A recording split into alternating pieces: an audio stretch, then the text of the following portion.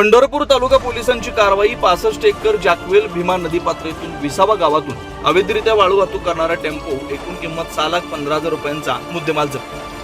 22 February 2026 रोजी पहाटे 5 वाजताच्या सुमारास पंढरपूर तालुका पोलीस स्टेशनच्या पोलिसांनी माननीय उपविभागीय पोलीस अधिकारी श्री प्रशांत डगळे यांच्या मार्गदर्शनाखाली 65 एकर जॅकवेलतून भीमा नदी पात्रातून गावातील भीमा नदी पात्रालगत असलेल्या ठिकाणी अवैधरित्या अशोक लेलँड कंपनीच्या टेम्पो क्रमांक MH11DD 5899 या टेम्पोमध्ये टेम्पो चालक आदित्य मनोज याने राहणार पंढरपूर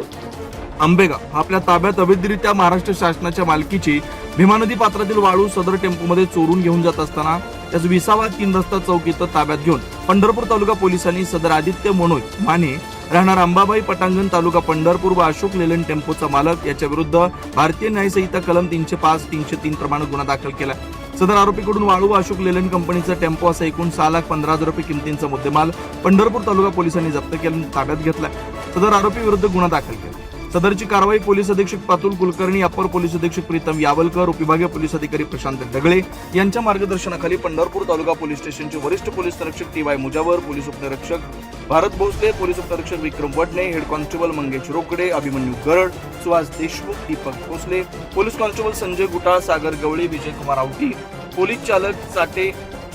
विलास घाडगे, हासन नदाब यांच्या पथकाने केले।